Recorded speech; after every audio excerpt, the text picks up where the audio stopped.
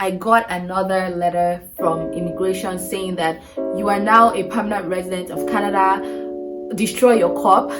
You don't need to do any landing. You don't need to go to our office. We are going to send you your PR card to your house, which for me was amazing because I was dreading having to wait for a long time or do landing. I just felt like COVID was a blessing in disguise because my PR card was sent to me at home. And then I went to the mailbox that day, opened it, got my PR card, and I was very excited.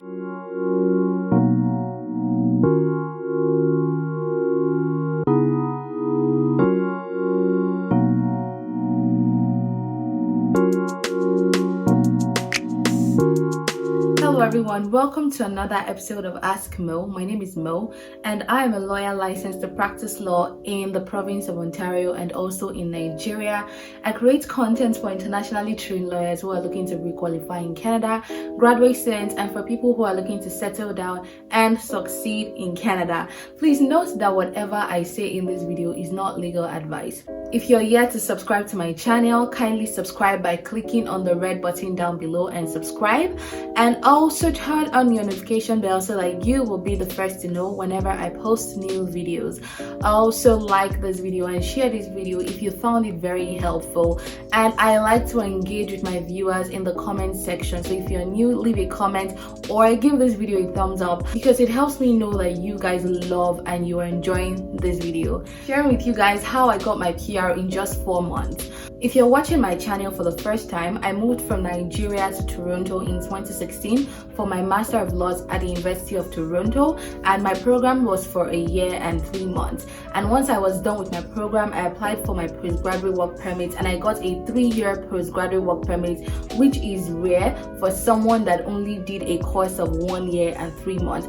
I am going to do a separate video because I've gotten tons of questions about how I was able to get a 3-year postgraduate work permit. So I got a 3-year postgraduate work permit, and after I worked for 1 year and a few months, I applied for my PR. Now, there are several routes that you can take in order to become a permanent resident of Canada, and I brought an immigration lawyer on my channel to discuss the several routes you can take in order to become a permanent resident. And in that video, she said that there are 3 types of express entry. You know, she discussed family sponsorship, coming into study, coming into work, and several other routes, which I will not be getting into. I will leave the link to that video in the description box so you guys can watch it and have a full understanding of the several routes that you can take to immigrate to Canada. So the route that I took was express entry, but I did the Canadian experience class under express entry. Now, the Canadian experience class is for anyone who has work experience in Canada. If you don't have work experience or you've never gotten work experience in Canada, you cannot take the route of the Canadian experience class under express entry. After I was done with my master's degree, I got an articling position with the City of London, the City Solicitor's Office, and so I moved to London and I worked as an articling student for 10 months. Now, you are supposed to have a 1-year work experience in order to apply under the Canadian experience class. But after I was done with my articling position, I was able to get like an extension. It's called a supervised agreement or whatever. I don't want to bore you guys with all of that. So I was able to get an extension after that, and I worked as a supervised lawyer until I got called to the bar in September. So I finished my articling in June. I was a supervised lawyer until about August or so, and then I got called in September. So that gave me the extra months that I needed to apply under the Canadian experience class. So by the time I finished, I had gotten about 14 months of work experience in Canada. Now, you should know that you cannot just apply with any job. The job you are applying with has to fall under the NOC code of NOC 0A or B. Mrs. Oduwale, the immigration lawyer that I brought, has explained all of this, so I'm really trying not to get into that part of it because I just want to tell this story. But you should know that you cannot just apply with any job. It has to be under NOC 0A or B. And so my job as an articling student, because it's also in the legal field, fell under NOC A, so it was a perfect match for me. So the first thing I did was to write my English test, and I'm sure a lot of you know about the IELTS Test, but I did not write that. I wrote the CELPIP test. Now, I was a bit torn as to whether to take the IELTS Test or CELPIP, because I had taken the IELTS Test in the past when I was applying for my master's degree. I applied to a school in the UK and they needed an English test, so I took the academic English test. I heard that that's even more difficult than the general IELTS test, and so I took the CELPIP test. Let me know if you want me to do a video comparing IELTS and CELPIP, because I know some people get confused as to whether to take CELPIP or IELTS. Let me know if you want me to do a video comparing the two. Maybe that can help you decide on which test to write. So immediately my CELPIP test result came out, I got into the pool because I already had my 1 year work experience. I had my English test. I basically had all my documents ready, and I'm going to go through a list of all the documents I had to upload just to explain to you guys. So I had those documents ready. I got into the pool November 1st. The next day I got my ITA, so it was very fast. I was even shocked because I thought I was going to have to wait for a while. And I had a score of 484, which is, somewhat high. And I was able to get extra points because I schooled in Canada. I have a master's degree. I have a certificate of qualification from the NCA. All those things were able to give me extra points. I will also go through a list of the documents I submitted so that you guys can sort of understand the difference between the Federal Skilled class and the Canadian Experience class for those of you who are applying under the Federal Skilled class. So immediately I was asked to upload all my documents. The first thing I did was my medicals. There's a list of medical centers that you're supposed to do your medicals in. So I went to do my medicals, did everything. Once I was done, I was given a paper from the hospital just saying that we have completed your medicals, and the results was going to go straight to immigration. I wasn't going to get the results. I didn't know whether I passed or failed the medicals. So I uploaded that paper I was given, and after a while, I got an email from immigration saying that, hello, you passed your medicals. So that was, good news for me, and that was just a sign of relief. Because I passed the medicals, obviously I didn't want to fail my medicals. And so the next thing I did was my police report. Now, you are going to hear a lot of things. People will say that because you're in Canada, you don't require a Canadian police report, but I am an oversabi. For those of you who don't know what that means, it means that I like to do a lot. I like to go above and beyond, right? So they requested for the police certificate from Nigeria, which is my home country. And so I got that. I had to fill a form, and then I sent that to my family members in Nigeria. I sent my passport biodata page to Nigeria, and they did some other things, and they helped me get the police certificate from Nigeria. And I also got a police certificate here in Canada. I went to the police station, and they told me the things to do, and I was able to get a police certificate here in Canada. And so I uploaded the police certificate from Canada and the police certificate from Nigeria. A lot of people have said that you don't require the police certificate in Canada if you live in Canada, but I don't know about that. I'm just telling you what I did. I also had to update my passport biodata page, and I had to put the stamp of every country I had traveled to in the past 10 years. I also had to upload my certificate of qualification. That gives you more points if you are certified by a particular body. I'm certified by the Law Society of Ontario as a lawyer, and I also have a certificate of qualification from the NCA. So I uploaded my certificate of qualification from the NCA. I also uploaded my certificate from the University of Toronto to show that I have a master's degree, which increased my points as well. So I uploaded that. I uploaded all my certificates from undergrad, my certificate from the Nigerian law school. I uploaded everything. And that also proves that you actually have the certificates that you claim to have. I also uploaded my offer of employment. Now note that although I was already working as a lawyer, I wasn't using that experience. I was using my articling experience. So I got the offer letter from the City of London when I started working as an articling student. I uploaded that. I also got a letter from the City of London saying that I worked as an articling student from so time to so time, and I accumulated I think 14 months or something, and everything they put in that letter just met the standard that immigration wanted.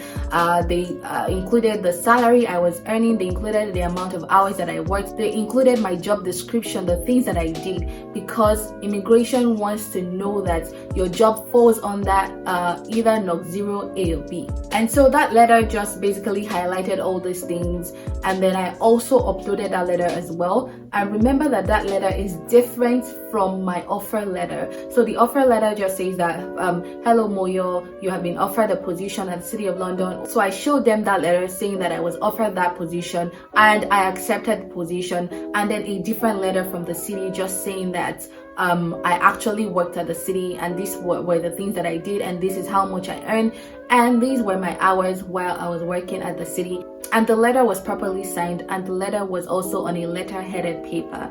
I also had to upload my employment records, something, a document to show that I was being paid. They don't want a situation where you're committing fraud and you get a family member to just write a letter for you saying that you worked at so company and you were actually not getting paid, or it was a volunteer position, because that would not be allowed. And so I uploaded my pay stub. I actually uploaded my pay stub from when I started working at the city until when I was applying, but it was too much. The file was too much. That's another issue you would face, or you might face when you're uploading your documents.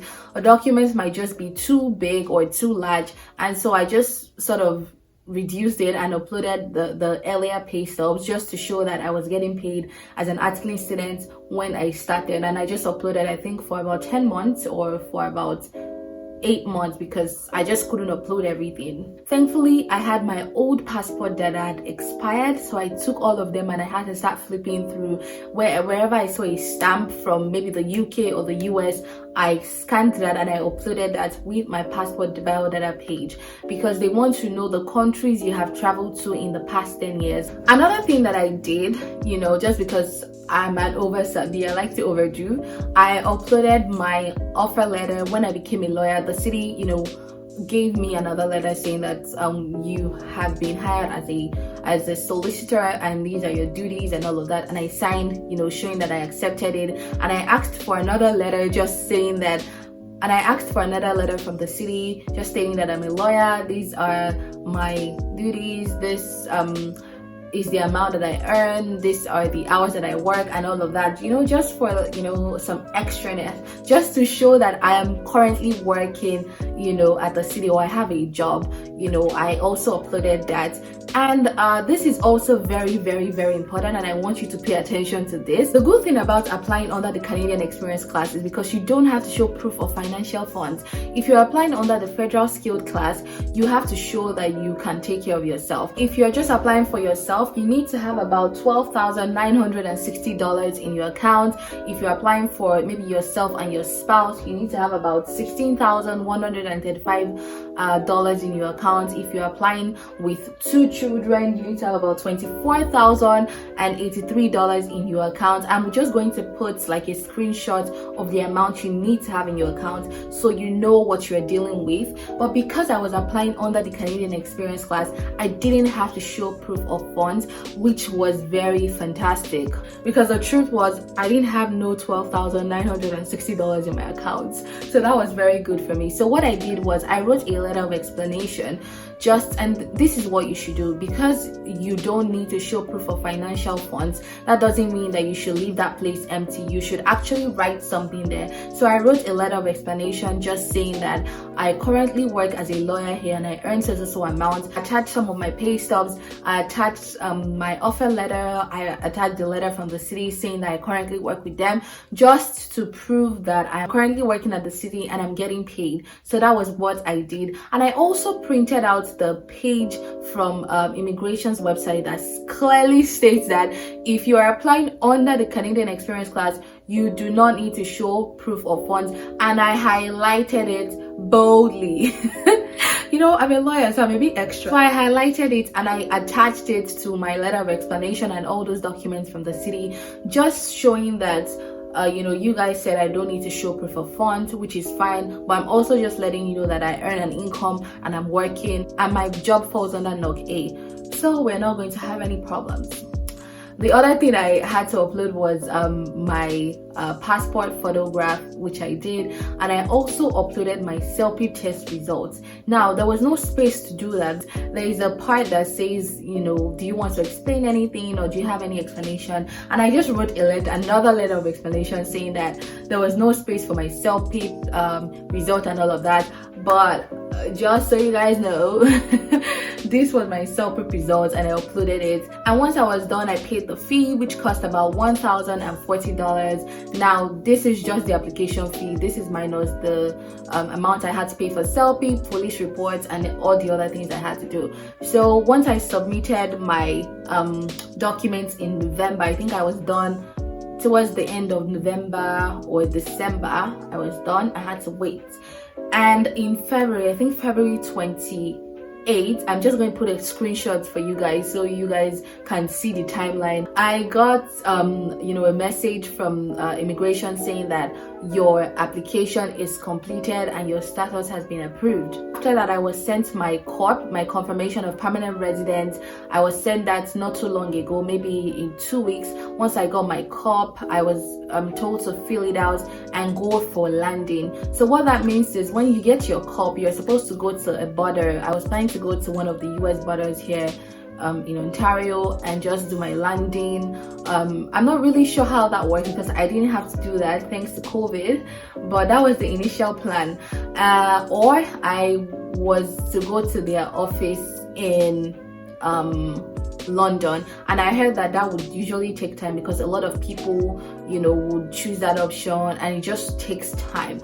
I was also told to send my passport. Yes, when I got that message on February 28, 2020, I was told to send my passport, and I sent my passport to the address that was being given, and they sent it back to me. They had stamped it with a temporary visa, just giving me a particular time to go for my landing and all of that, you know. So I had like a space, I think of about 4-6 months to go for my landing. So I had time. I wasn't rushing. I wasn't planning to rush or anything. My plan was to even go to their office here in London because I didn't want to go to any border because of COVID and all of that. And so I was trying to book an appointment with them at their London office here, but it just took forever. Like, it took forever. I wasn't getting any feedback or whatever. So I think after 3 weeks, I got another letter from immigration saying that you are now a permanent resident of Canada. Destroy your CORP. You don't need to do any landing. You don't need to go to our office. We are going to send you your PR card to your house, which for me was amazing because I was dreading having to wait for a long time or do landing. I just felt like COVID was a blessing in disguise because my PR card was sent to me at home. And then I went to the mailbox that day, opened it, got my PR card, and I was very excited. And also in that letter, you know, I was told that I can take that letter to Service Canada and change my SIN pending when my PR card comes. And so, you know, I did that, and then I got my PR card, and that's how I was able to get my PR in like 4 months or so. It was very fast, very quick. If you're an internationally trained lawyer and you're watching this video and you're yet to get a copy of my NCA starter pack, the link to do that is in the description box. Also, if you're looking to get into graduate school and you don't know where to start from, you're confused about putting together a strong graduate school application, Getting Consulting has your back. They have several resources that you can make use of, and do not forget to use my discount code, which is MOYO10, whenever you're purchasing any of their resources. The link to all of this is in the description box. And lastly, if you are just stuck and you would like to have a one-on-one strategy call with me because you want clarity maybe about the licensing process and you just don't know where to start from or what to do, you can book a one-on-one strategy call with me, and the link to do that is in my description box. And I hope you guys learned, you know, 1 or 2 things from this video. I hope you guys can see the difference between applying under the federal skilled class and the Canadian experience class. For me, the best thing is that you don't have to show proof of funds. And usually the thing is, you want to have more. You don't want to have $12,960 in your account. That is the end of my story time. I hope you guys enjoyed this video, and I hope you guys, you know, learned one or two things. For those of you who will be applying under the Canadian Experience class, I hope you guys got some of the tips that I shared. If you're yet to subscribe to my channel, do not forget to subscribe and turn on your notification bell. Also, if you found this video helpful, share with your friends and family. Don't be stingy. Do not be stingy. Anyways, I will see you guys in the next episode of Ask Mo.